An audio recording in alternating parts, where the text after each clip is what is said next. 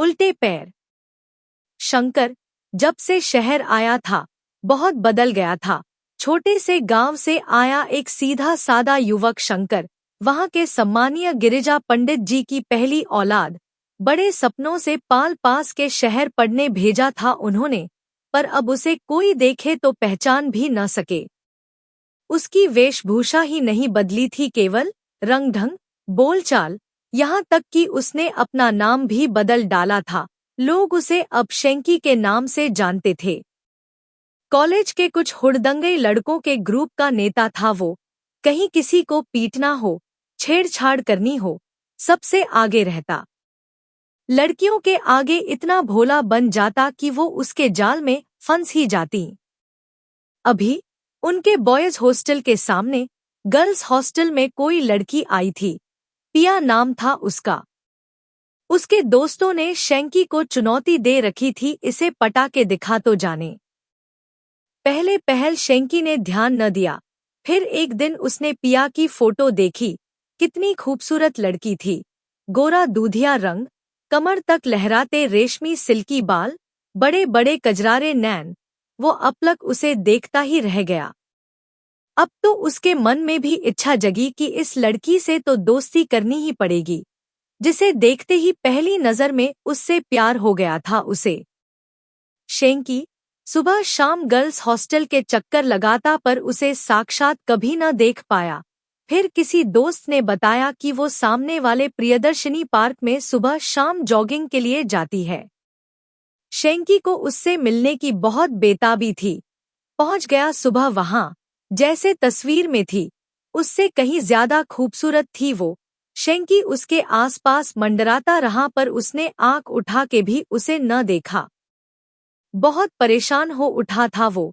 ये कैसी लड़की है, शायद पहली है जो उसके जाल में फंसने से बच रही थी। इसने तो आंख उठा के भी उसे नहीं देखा, ऐसे कैसे? शेंकी के अहम को बहुत चोट पहुंची इस बात से। वो चिड़चिड़ाने लगा था अब, बात बात में खूंखार हो उठता।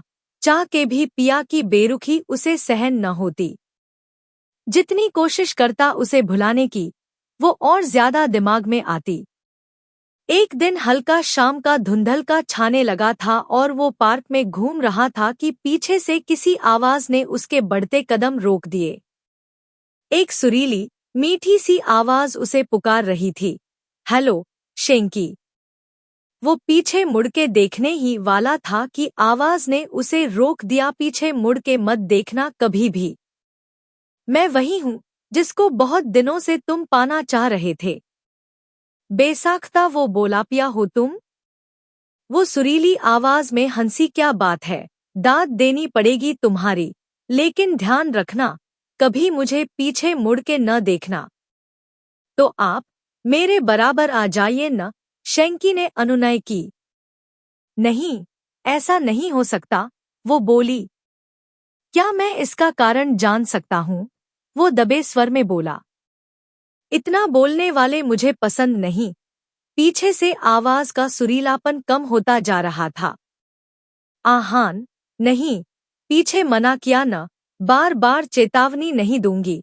अचानक शेंकी को कोई मजबूत हाथ अपनी गर्दन पर महसूस हुए। छोड़े, वो गिड़गिड़ा उठा, हाथों की पकड़ धीमी हो गई। शेंकी बहुत डर गया था। गहरी गहरी सांस लेता वो आगे बढ़ने लगा। थोड़ी दूर जाने पर उसे लगा कि अब उसके साथ शायद कोई नहीं था, लेकिन पीछे देखने को मना था, इसलिए वो सीधा कमरे पर जाकर बिस्तर पर औंधा गिर गया। शेंकी बहुत डर गया था उस दिन। कुछ दिनों वो पार्क नहीं गया। मन में अकुलाहट थी कि ये पिया ही थी या कोई और थी। हिम्मत बटोर, आज फिर वहीं चल दिया। पार्क में आज पिया दिखाई नहीं दी थी। वो निराश भी था और रिलैक्स भी। चलो जान छुटी। अभी सोच ही रहा था कि पीछे से चिरपरिचित आवाज आई, आज बहुत दिन बाद आए, तबीयत ठीक है तुम्हारी? शाबाश, पीछे नहीं देखना, समझदार हो गए हो, वो बोली। बीमार था, शेंकी कांपती आवाज में बोला। अरे डरो मत, मैं इतनी भी बुरी नहीं। चलो तुम्हें अपनी शक्ल दिखाती हूँ आज। अपनी नाक की सीध में चलते रहो, जब मैं कहूंगी तब रुक जाना बस। शेंकी यंत्रवत चलता रहा। सामने एक झील थी, वो आगे, आवाज पीछे। थोड़ी देर में झील के पानी में एक छवि उभरी, एक सुंदर लड़की की। वो पिया जैसी ही दिखती थी। शेंकी गौर से उसे देखता रहा। अचानक उसकी निगाह उसके पैरों तक पहुंची और वो चक्कर खा के गिरने को हुआ। उस लड़की के उल्टे पैर थे। तो क्या ये लड़की नहीं, चुड़ैल है कोई? है भगवान, ये मैं किसके चक्कर में पड़ गया? शेंकी पत्ते की तरह सिहर उठा। क्या सोच रहे हो शेंकी? वो हंसते हुए बोली। कुछ नहीं जी, वो हकलाया। अब लौट चले। अरे इतनी जल्दी, अभी तो मिले ही हैं। शक्ल अच्छी नहीं लगी क्या मेरी? वो बोली। नहीं नहीं, शेंकी ने कहा तो वो ठहाका लगा के हंसने लगी। शेंकी अब बुरी तरह उसके जाल में फंस चुका था। उसे समझ न आता कि क्या करे। बीमार, डरा हुआ रहने लगा हर वक्त। उसके दोस्त परेशान कि इसे क्या हो रहा है आजकल।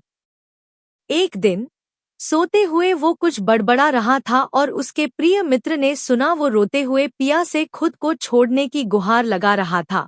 उसने अगले ही दिन शेंकी के पिताजी को टेलीफोन पर सूचित किया कि शेंकी किसी आत्मा के चक्कर में फंस गया है, आप उसे संभालें आकर। अगले हफ्ते अपने पिता को अचानक आया देखकर शेंकी को बहुत सुखद आश्चर्य हुआ। वो उनसे लिपट के फूट फूट के रोने लगा। उसने कहा, पिताजी मुझे बचा लें, आइंदा कोई गलत काम न करूंगा। उसके पिता ने सारी बात सुनी, अपने मित्रों से इस बारे में परामर्श किया और शेंकी को सारी योजना समझाई। योजना अनुसार शेंकी सुबह जल्दी ही पार्क पहुंच गया। थोड़ी देर में वो आवाज आई और वो लड़की उससे बातें करने लगी। आज फिर उसने शेंकी को सीधे अपने बताए रास्ते पर चलने को कहा। शेंकी चुपचाप चलता रहा। वो दोनों एक वीरान खंडहर तक जा पहुंचे। हवा की सनसनाहट, सूखे पत्तों की चिरचिराहट उस जगह को डरावना बना रहे थे। कुछ चमगादड़ उड़कर शेंकी के कान के पास से तीर की तरह निकले। वो डर गया। वो लड़की उसे उस वीराने में लाकर पटकने वाली थी कि शेंकी फुर्ती से पीछे मुड़ा और असावधानी में वो लड़की उसे कुछ न कह पाई। मामला समझ आते ही वो गुर्राई, तुम पीछे कैसे मुड़े? मैं तुम्हारा खून पी जाऊंगी। इतने में ही उस चुड़ैल बनी लड़की को शेंकी के पिता और कई पुलिस वालों ने घेर लिया। इस अप्रत्याशित हमले के लिए वो तैयार न थी। पुलिस को उसने बताया कि उसके पिता गरीब थे, ठेला लगाते थे। एक बार किन्हीं रसूखदारों ने उनसे उनका ठेला छीन लिया, उन्हें मार डाला। तब उनका परिवार भूखे मरने लगा और तब से उसने ये उल्टे पैर लगाकर चुड़ैल बन लोगों को लूटना शुरू किया। वो मानव अंगों की तस्करी भी करवाती थी। उसके बताने से समाज के कई इज्जतदार लोगों के नाम भी सामने आए। शेंकी ने अब तौबा कर ली थी कि पढ़ने आया था शहर, बस पढ़ूंगा, बाकी हने खान नहीं बनना अब।